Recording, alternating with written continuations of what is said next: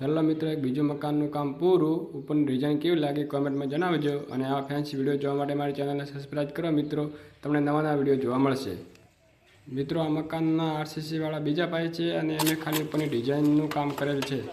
નીચેની ડિઝાઇન નહીં, ઉપરની ડિઝાઇન અમારું કામ કરેલ છે મિત્રો. વિડીયો ગમે તો શેર કરજો મિત્રો. જય રમાધણી.